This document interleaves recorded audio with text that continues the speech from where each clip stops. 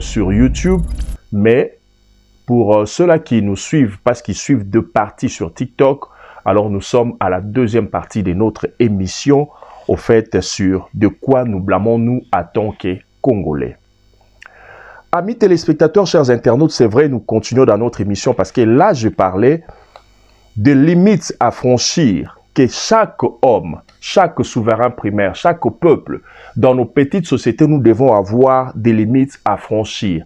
Des limites à franchir et à ne pas franchir. Ça veut dire, et sengeli na biso kozala na ba principe parce que muto yo azana ba principe te na vie.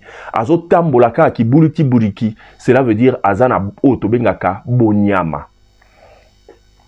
Alors je parlais tout à l'heure na banda ki ko expliquer bino sur ba famille mususu o bazaki mama ta mususu na mwana ya mobali to na mwana mwasi ba solo raté, yaya ta mususu na leki na ye ba solo la kate et il trouve ça normal.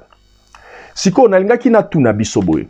Soki na kati ya ba petite société, o to bengi petite communauté, ke ngai peut-être na petite sœur, to na leki na nga na maman, na nani tozara na ten ko solate, et puis to kokaka même pas ko régler ba problème wana ya mike na kati ya petite société. À combien plus forte raison devons-nous blâmer ba kondi ya mboka oyo dans des dossiers sensibles ya mboka, tant mususu bazo kokate ko vanda na bangu na mboka po bazwa compromis. Parce que wana ya ba dossier ya minene. Dossier à grande société, dossier à grande communauté, o etobengi mboka. Dossier ya mboka, ba dossier sensible, ba okoka ko régler ngote biso toza ko blâmer bango. Bo banga na binote. Na okoma esika o bilo bozawana. Mais ceux qui bazo kokate comment toza ko blâmer bango alors que biso na ba petite société, tozo koka ko régler ba problème yabi qui était. Oh so pesi ba konzota mso ba bongisa na minute sa muke. Mais biso to ko bongisa ngote entre nous en famille pour que tout ça anini to koma ko vivre en paix dans nos petites sociétés. Je vous disais tout à l'heure, amis téléspectateurs, chers compatriotes, que quand bateau yo baza na grande société otobengi mboka, ministère, entreprise publique, kaka bango na montu bauta na ba petite société, ça veut dire na kati ya ba famille, na kati ya ba quartier, na kati ya ba cité, na ba ville et tout consort. Bango na montu baza ko servir biso leo na kati ya mboka. Vous allez remarquer une chose, avant d'attirer la bino séquence au nazalango pour ne pas vous retenir longtemps, avant d'attirer la bino séquence wana na ngina lo baboy. Vous allez remarquer que ba pays nyon surtout tozaka la pototé na Afrique, nous sommes ici en Afrique. Ba pays nyon surtout o eza ko kende liboso. To ata ba boto la mindele pouvoir ba koma bango moko ba noir ko diriger mboka. O bazo continuer ko tambusa ba mboka na bango bien, vous allez remarquer que eza ba pays oyo en soi baza na bonne mœurs. Na pesa bino exemple ya Sénégal, ya Côte d'Ivoire, ba pays ezali ebele o eza na kati ya Afrique. Na pesa bino même exemple ya Afrique du Sud. Ce communique que non, va récupérer pouvoir dans ma boko ya mindele, mais bazo continuer ko tambusango bien. Bazo continuer ko tonga boka la bango, bazo continuer ko maintenir yango, bazo continuer ko za na bon comportement, la mentalité ya bien. Cela veut dire bazala déjà na ba bonne mœurs o euti na kati ya ba famille na bango, topé na ba petite société o ngala za ko benga ba petite société. Ici où nous sommes en Afrique du Sud, bien que je veux presque partout, mais en Afrique du Sud, sika o navandaka. Amis téléspectateurs, chers compatriotes, botu na ba dekorabino nyos bavanda en Afrique du Sud. Ata sud-africain oyo atangate, azora jamais lokabwa ka n'importe comment na balabala. Ata sud-africain oyo akenda classe T. Okomona eke non so akomi na arrêt de bus. Akoti mbaramoko atelemi na mulongo. Soki amoni mutazate ya atelemi esika oyo abike mulongo bandia. Oyo akoya na sima. Ana tina otuna ta comprendre ka o ndenga telemi awa. L'homme se suppose à la cas assurer certain que a telemi rong mata otuna eno ayon de Q. Ce qui a lobby yes, donc ça veut dire ozana mulongo. Ce qui a lobby oui, a koti mbaramoko na simane ba o nyusu ba roya ba bandi ko landala na mutu akoyebisa bangote fimbo ezate, policier azate, sécurité azate, to agent ya sécurité o to benga na Congo agent ya sécurité abenga ba sécurité azate. Bango moko mbamo bakoti na bulongo bazozela et puis ceux qui taxi to bus eye o ya koma ki liboso yende fois kota nanu avant o ya yaki na sima à kota. Donc cela veut dire baza déjà naturellement la bonne mœurs. Baza naturellement la mentalité ya bien, mais biso mentalité ni tozala ngo na kati ya mboka na biso.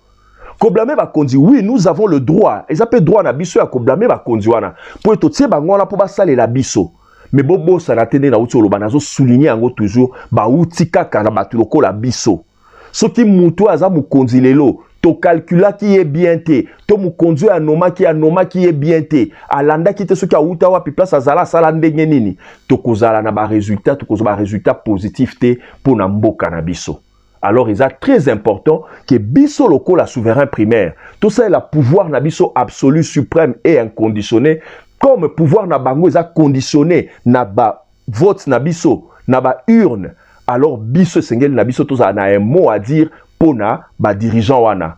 Nous devons les accompagner. Alors, la meilleure manière ya ko accompagner bango est que ceux qui basu ba décision OECP ici biso en tant que peuple, nous devons réellement nous lever.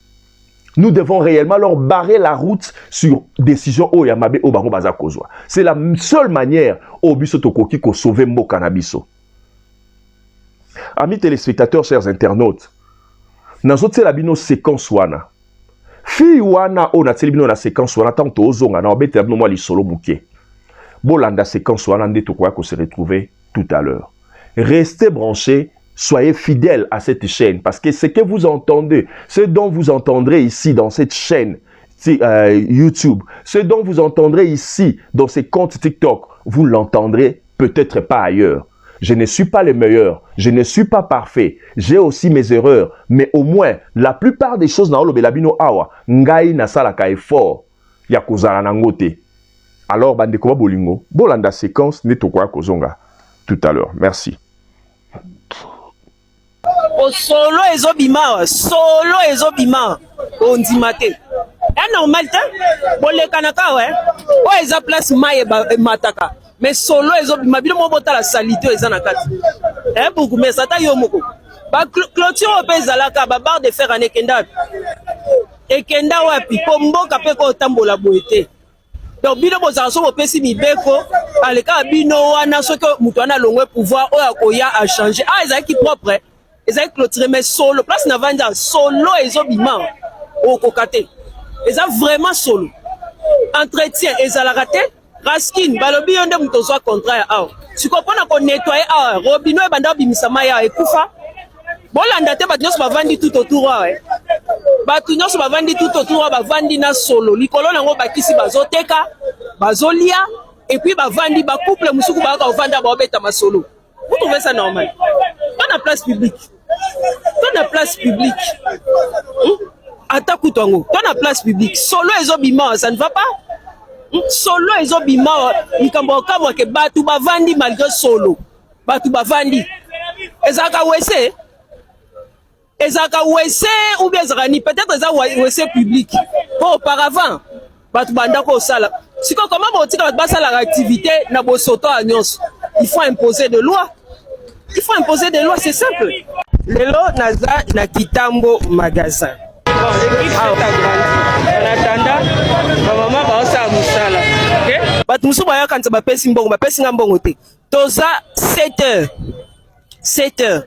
Mais ceux qui na baloli caméra na bomo na tala batunde batondi na Kitambo. Kotonda wana ato na place publique. Batu bavandi na place publique. Mais bon, tala siko dans quelles conditions batu bavandi et puis ezolo bela bango eloko te. Voilà, l'équipe s'est agrandie. Au moins que toza ebele.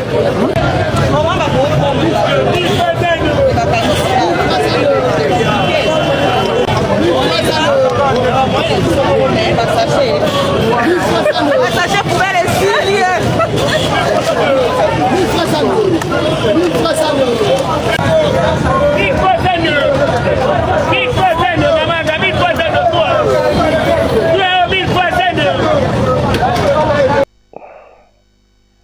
Oui, amis téléspectateurs, chers internautes, je pense que vous avez suivi la séquence où la séquence on a proposé nos la séquence pour la séquence est belle mais ya mutuka à mokoana.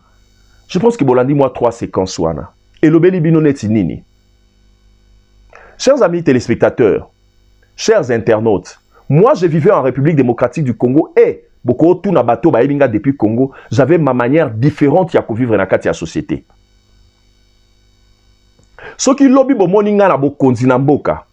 Ce qui lobby bo moninga tant dirigeant na ministère to wapi. Bokanisa te que non voilà résultat oyo bozo mala mwana ezo uta parce que na komi serviteur na bino nde yango na komi ko sala ndengwana e uta kana depuis bokala ya mutu.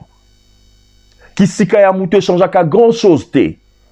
Et koki ko change lo et là telipo comme ko mbongo. Mais kisika ya mutu na bokonzi échangeaka grand chose te na comportement na ye, topé na ba mauvaise manière na ye. Alors il faut faire très attention. Bande ba bolingo moni mona mwasi o na uti kote la bino wana. Na pesi mbote sika azali. TikTok na ekombo nango kwetu 1. Na pesi ndeko mbote sika azali puis na osenga na bino oyo boyebi et ce bolandi élément oyo boyebi ça na posa na ye parce que je viens au pays avec un grand projet oyo na pesa na nous kombote mais na ozana posa na ye, elle doit faire partie de ces projets. Les Congolais comme ça, nous en avons besoin et puis baza mingité. Moi je vivais, en fait j'avais une amie au pays. Dans Bamba Komorete, elle s'appelait Nana Boyoko, d'Amali. Elle habitait Matete, je crois, dans le quartier Banounou, à Zana Poto. Cette fille-là venait me rendre visite à Olia Bitabe. A Ebisinga na Posa Bitabo, Sombeli Bitabe. Tongu Baya Kolongola Poso. A Olia Ngo Bobo Vandinae, même na kati ya terrasse ou bien te sika moto vandi na bistrot bien na restaurant. A Ozoba Salitona, Tsango na kaka, kanyo na sachet, a tse na kati ya sac nae. Ce n'est pas nana mais pesa ka to bois ka lobité. Ce to bima qui déjà la balabala. A bois kate. Elle a commencé ça depuis qu'elle était au pays à Kinshasa. Une quinoise née mais abandé ko bois ka salité ni habitabe ni a posongu bana balabala. Même si mais yoza boyne nous allons quoi moi na libanda. Vous comprenez? Alors bolanda pe. Pourquoi est-ce que ceux qui mutuaza na kati ya Congo aza ko se comporter malamu toloba na yeke non aza sa makambulo kwa moi libanda toto to konfonda kai na moi na libanda. Donc cela veut dire biso moko na kati ya mboka to reconnaîtra que les bonnes manières normalement ça doit venir ou bien nous devons les copier de l'extérieur du pays na ba mboka o yeza développé to en voie de développement. Et nous commençons à trouver ça normal. Ce que fait cette fille yo oyo zotalanga ozala kisasa yo ko sala bongote. Oyo mwana mwasi azo sala azape jeune fille aza kitoko apete ya bien. Akoposa ba minene oyo ba congolaise nyonso bazalaka nango, akosa ba minene oyo ba congolais nyonso bazalaka nango. Mais pourquoi est-ce qu'elle doit aller ramasser biloko oyo ngai na yo to bwaki? Pona nini fo yende abwa ak lokota yango. Siko soki ye azo lokota yango pona ko corriger salité na yo, mauvais comportement na yo, mauvaise mentalité na yo. A combien plus forte raison yo moko pozo mayele de sorte que au bwa kalisusu te siko otala ka TikTok na yete. Tango potala ke lobela ko pe lorote. Otali bongo o zappe lobi po lié pe bitabeno o bwa ki na balabala. Et nous commençons à trouver ça normal. Tout est devenu normal, tout est normalisé dans kati ya mboka wana ya Congo. Et nous, nous voulons blâmer les autorités alors que nous-mêmes, nous sommes aussi à blâmer. Amis téléspectateurs, chers internautes, vous allez m'excuser, je dois prendre cet appel parce que je ne veux rater aucun appel. Je m'excuse. Oui, amis téléspectateurs, chers internautes, eza vraiment pas si mingi pour nabiso na kati ya mboka. Maintenant, ba comportement nini lisusu na ebisa bino bokoma ba comportement nini tala ndeko mwasi aza kolokota ba salité mais ba salité wana eza kubwaka kaka batu lokola ngai na yo. Est-ce que toza batu toza banyama elobi nango petit na ngai nzuzi ekon na pese mbote sika za na Brésil abi vie batu mosusu bakala ba fourmi na kati ya mitu na bango. C'est vrai ba congolais belé ba fourmi na kati ya mitu na bango. Soki ndeko songolo to pakala o baza ba figure publique ba fingi bino to ba lobby ba kali disqualification na bino bo fingi bango bo lobby ono tetala bango bazolinga komi quoi. N'est-ce pas que yo po yebi lokola ngai que na Congo so mori mutu se comporter bien to mutu a teinture bien to mutu a comportement mo différent là ah yo ozamo a libanda yo vandara awate hein. Mais pourquoi est-ce que mutu face à la bolamu a se comporter bien dans la société azana mo ba manière il faut qu'abo confondre na mutu libanda. Donc ça veut dire mutu a botami a koli na Congo a koki kozana comportement malamu te a koki kozana bonne mentalité te tala ndenge toza komi kitisa trop bas. Amis téléspectateurs, chers internautes, makamboze belé a kolba to linga to banda ko blâmer les chefs de l'État, mais makamboze belé a ko blâmer les nango biso oyo toza banani ba souverain primaire. Comment se fait-il mutako lia biloko na uti na ngona balabala? Natali vidéo moko émission ya sango na pesi yo sango mbote siko zali.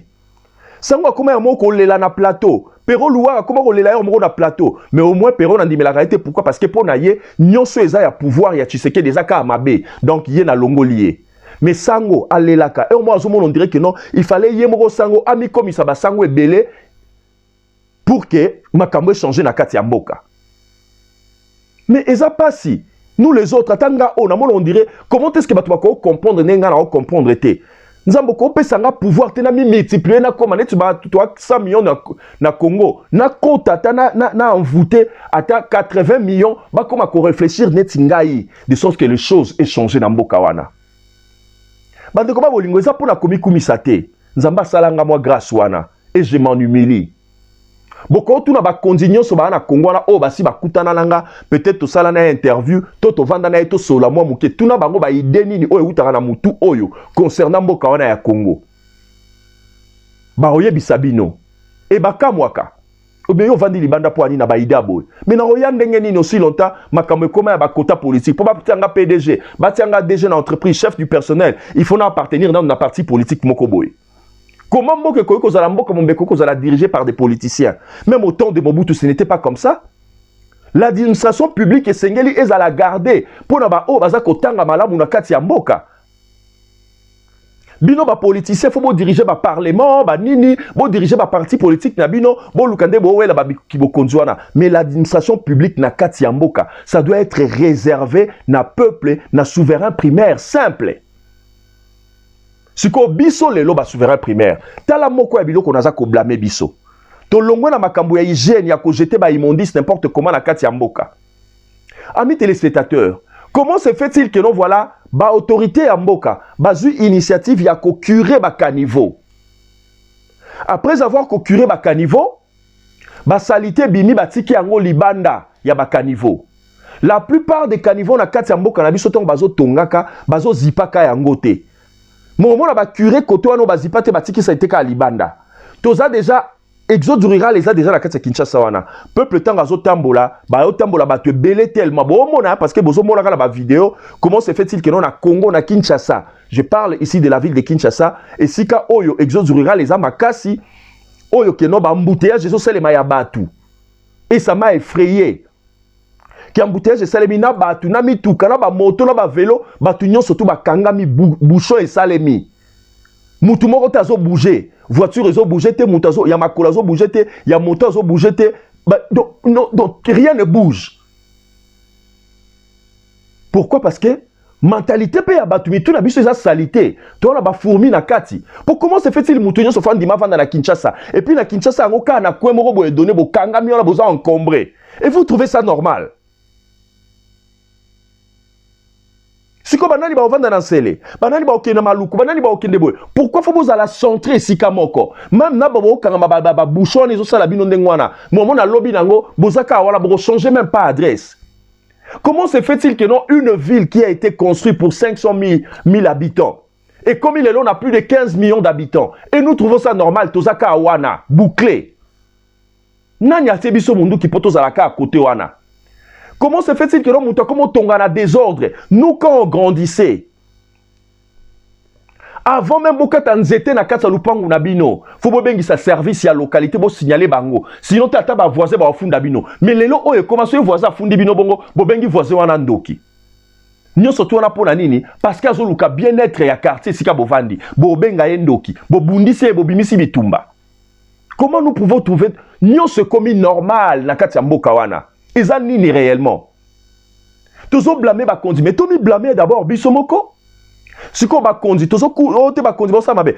Curé n'a pas d'école, curé batiki na salité dans zela. Bisomé to le casco. Pourquoi tu crois qu'on soit même pas initiative? Que non comme ils ont curé za liboso le pont na biso. Bo calculer ka liboso le pont na bino. Bo zuba salité on a bolongo liango. Bo côté on attend le pont bo tiango quelque part. Après bo yebi si bo ke bo approcher ba autorité. Nous devons garder un contact, une communication entre biso na ba localité, biso na ba commune, biso na ba district na biso.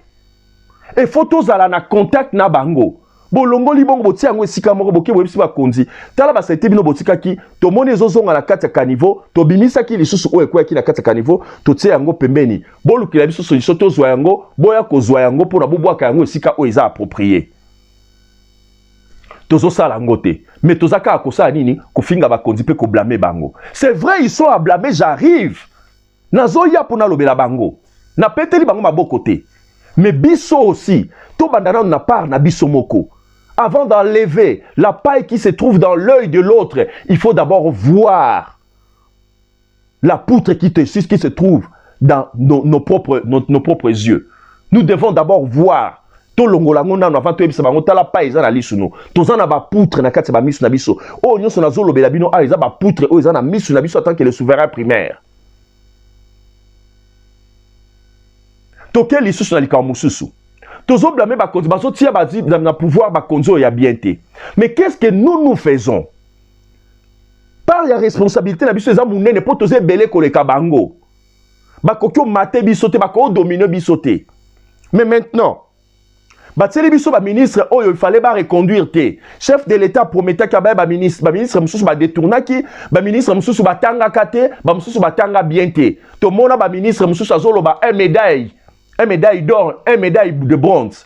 Mon mona ministre ngo kaka ba reconduire biso peuple to otala. Yona ngai to tanga, to kena classe ya malamu, to tanga bien. To se comporta bien na petite société. Maintenant ministre ya ndengwana, yo pe sportif. Boza ebele ba sportif na kati ya Congo. Otanga pe bien.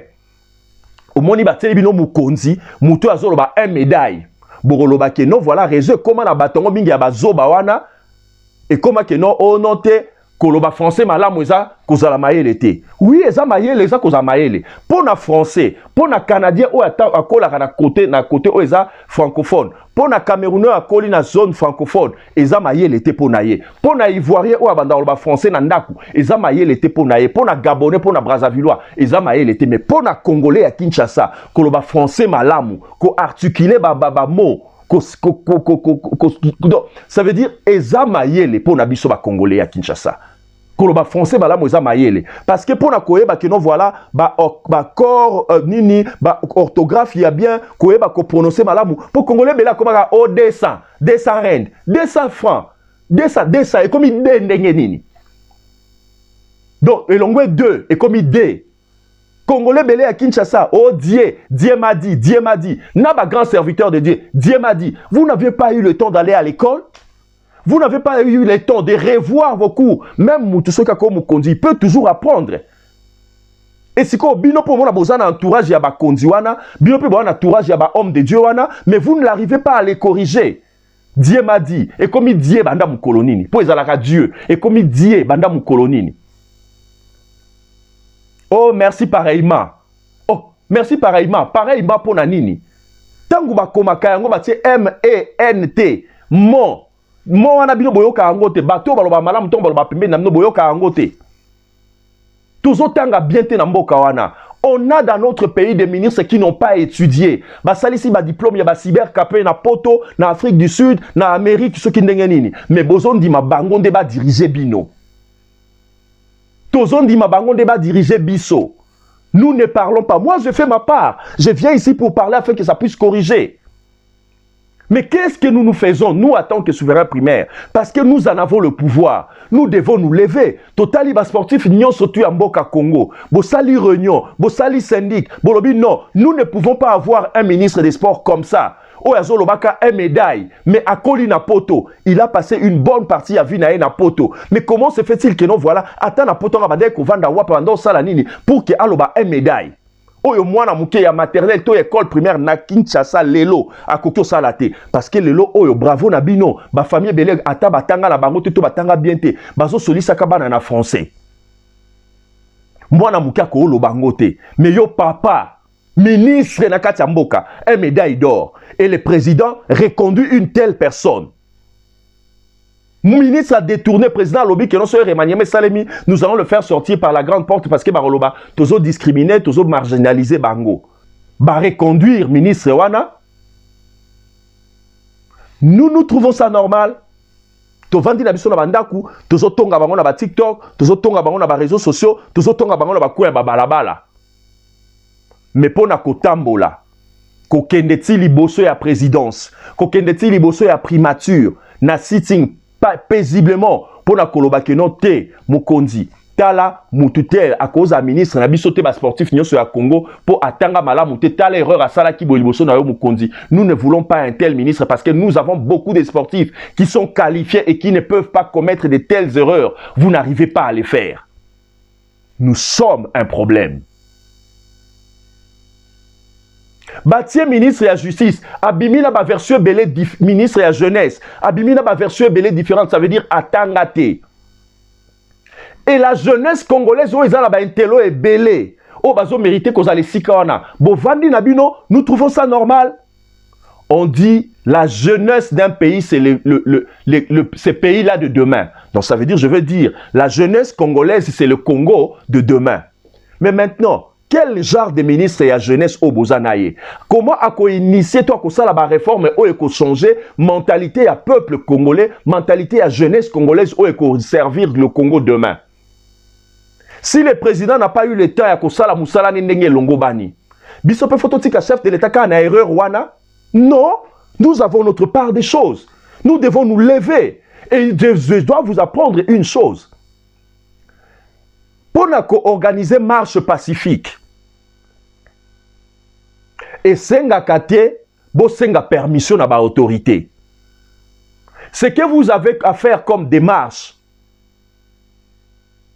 ezali ya kosa nini, ya ko informer ba autorité que na telle date, na telle heure, tozana posa ya ko marché poto kende ti liboso ya présidence, to liboso ya primature, to liboso ya ministère ya jeunesse, poto telema parce que to moni ke likambo ya ministre bo télévision na jeunesse oyo, photo mona clair na makambo yo. Alors, ndenge to moneli na ba version différente to abimi nango na ba besika tanga na ba chika tanga na ba cour sala, to moni ke akosi biso azali ko mérité te kozala na kati ya mutu ya ministère oyo, biso ba jeune belé toza mayele tozali na kati. Alors, il faut ba longola e musala, bo sali yango pacifiquement, sans perturber l'ordre public. Parce que qu'est-ce qui se fait? Quand vous informez les autorités, bah autorité gouvernorat à Kinshasa, et Moussala na bango, qu'est-ce que eux ils vont faire?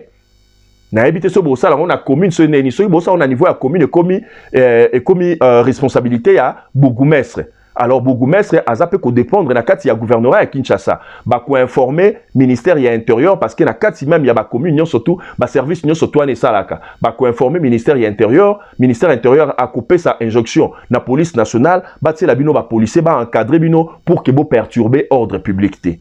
Et faut vous à la minute d'un mémorandum comme ça bo kei bo manifester pacifiquement bozu mémorandum na bino bo pesi yango to bo tiki yango na ministère ya justice liboso ya primature pour bango bo ba voter ba noma ki to liboso ya présidence bolobi ke non te yete lobi nango bakoyoke la bino bakoyoke la biso peuple pe bako changer décision na bango mito sala ngote oh tout ça lango saka ya ko condamner bango na pembeni mais biso par na biso tozo sala te. Nous en tant que le souverain primaire nous avons le devoir et les droits. Ba droit na biso to ana posa ba respecter yango na ba autorité mais biso pe photo absala to sa nini to kokisa devoir na biso en tant que peuple. Et si ka to moni makambo ya clarté to lingi to mona clair faut organiser ba marche pacifique, faut organiser ba sitting comme ça to yo ki sa mungongo na biso epai ya ba konzi. Tant to okola to banda ko sala ba club lelo ba club ezalaka lisusu te biso tant to zokola kulune ezalaka te kulune eko koma na suka avant na bimamboka kulune eko ba nini biso tant to okola to zalaka na ba shege ba enfant de la rue mais ba enfant de la rue ya période na biso ezalaka différent na ba oyo ekomaki na sima wana ba période ya papa ba chance loko pamba avant wana ba chance loko pamba ya ba shege wana ekoma biso tozalaka na bashege mususu zaki to yambaka bango na ba famille. Ça veut dire mutu moka uti na intérieur ayeki naza inscrit avant date alekaka côté na bino comme ko zunguluke liboso na bino to mususu bo bimi na tonga bo okute to ba parents na bino bakuti ya lai libanda. Bon tu na papa nini boye oh non te maman naza inscrit avant date ce bozala moi sika to veranda na bino ezala moi botia toiture boye là mususu moi ba kotisi akom kolala na zo ede bino na moi misala mike tu au moins atikali pende kona bino libela biso to koli ngana koli na matonge na comptoir Zizi. Parce que j'ai passé mes premières... Depuis Kobota Malanga, à l'âge de 13 ans, j'étais à Massina Petro Congo.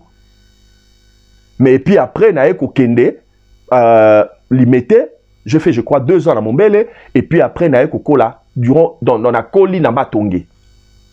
Et pas Nabiso na comptoir Zizi na Matongé. To Koli, batu belé, bazaki na famille Nabiso, bazaki batu ya famille Nabiso te. Bazali ni de son, ni même, donc, à ta famille élargie à Zate. Mais bah comment bande ko na biso po anine ayo luka moi misala boza bilamba tena suko la bino bo commissaire pende ko na bino azupe moi chambre mukia commune pe kolala wana commune pe ya bino masa mo bwa bande ko ya lingaka famille na bino trop akepa la bango sala eso ni babengani ye osengeli pa tante na bino osengeli pa mama na bino allez bazuye bo saba chambre na bino pesa munene bo tia la kata la tapi akomi pe na sani na ye ya damage na ndaku na bino banjara ba shege banjara ya ba enfant de la rue o biso to kola ki to yeba ki na ba période na biso ezala ki ona mais o ekomi ya lelo tozomona ngo sous normalité.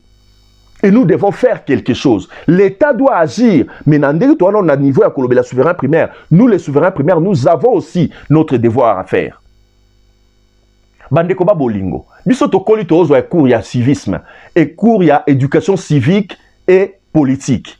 Et si ka obazote ya biso que non voilà, soki oza na kati ya bus to na place publique ovandi ndeto kendaka ba campagne ba réunion ya ba politique ba makambo nyonso twana so muyo ovanda ki déjà to ya ki liboso mukolo aye o yaza plus âgé que yo ou bien o yaza faible par rapport na yo faut otelema otikela e place est-ce que c'est les mali sous lelo biso to koli o mona yaya ya quartier 2 avenues après pa na bino akutani no na nzelo so sala buzoba abeti yo nanu kuna kangi yo na litoyi akamuli yo litoyi aye na yo ti epa na bino ta koti na yo na lupangu na bino aba 2 avenues après aye akamuli yo litoyi aye na yo ti akoti no ti na lupangu na bino akuti pe bandeko no pe bavandi wana bapapa banani tout ça là oh nani yaya nini yango wana maya misu wana maya misu na miyoyo se sangani asali nini on ta sali boya bisi bango erreur osali omona bango pe na misu na ye babandi ko beta yo nanu et puis même se yaya merci merci vraiment merci. Ok, na yo bimi calmement. Batikeli pe ba betier ba punir ye aller et puis après moi na rechanger tendenge nini. Mais le commandé to yo karawana ki ne comment moi na ya na bango. Moi na parana na yo nanyo ki no beta moi na ba voisin to kutia zo sala mabeto o sala bêtise na balabala. Et maintenant to rosba na ba rosa en éducation ya bien ndenge nini. Et comment on a moi na nzela tango yo zo lingo reprocher tout na o yonde nani.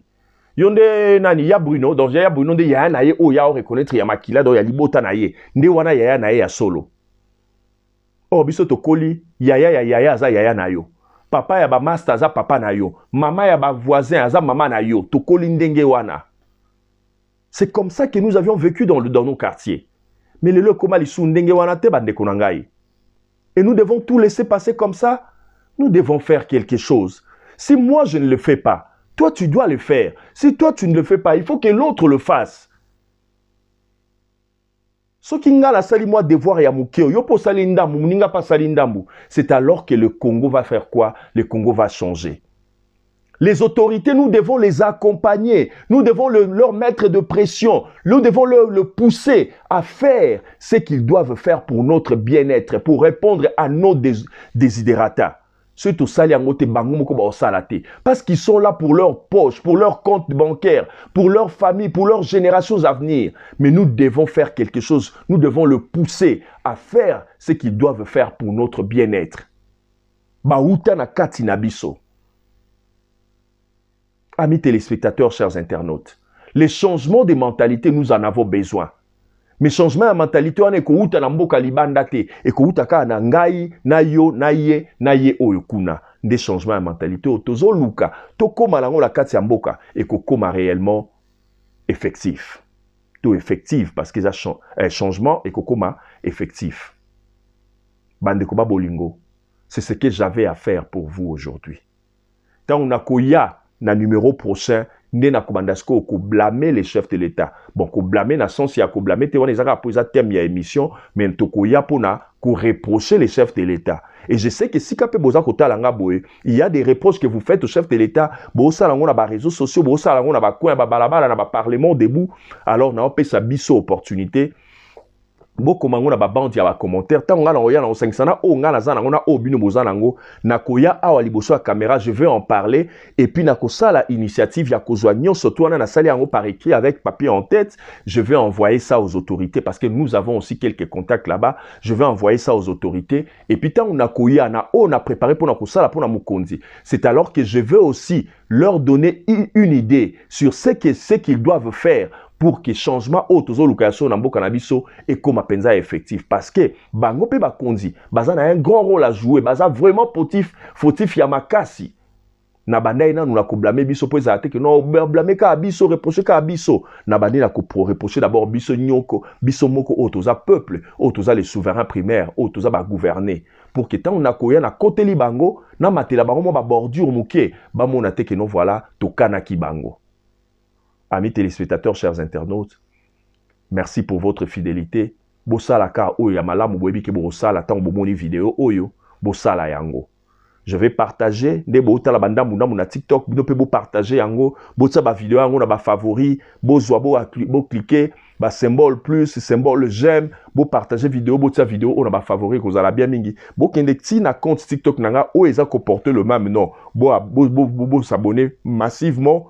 Bo fina cloche la notification de sorte que si on a sali moi numéro mo boy et comme la bino mbala moko et ya la notification loko la message pour que bota la yango me bota la bino morote pour ya ba boye bo monango bisika ebelete naza le seul te naza le parfait te bo monango ba bisika mo ebele mais ezala penza bisika ebelete parce que makambo boy batu balinga koyoka te batu balinginde o la bango mutakala to mona moi satikali mutakala to matsi moi kaleso to salika moi geste mo boy moi vewane monani mwandambu ndio mona ya zwanga o partager mbangu mais babiloko aboye o ezo mema batu na changement batu ba olinga penza ko partager te mais to changer changement ngo to bandi yango sikoyo ndenge ngai na sali boye par nanga yo pezwa sala par na yo partager yebisa pe o wana partager akabola c'est alors que et comme la rappel bakonzi bakoyi bakosala nini ko répondre na ba désirata na biso parce que za musala na bango biso pe to sala kaka o ya biso.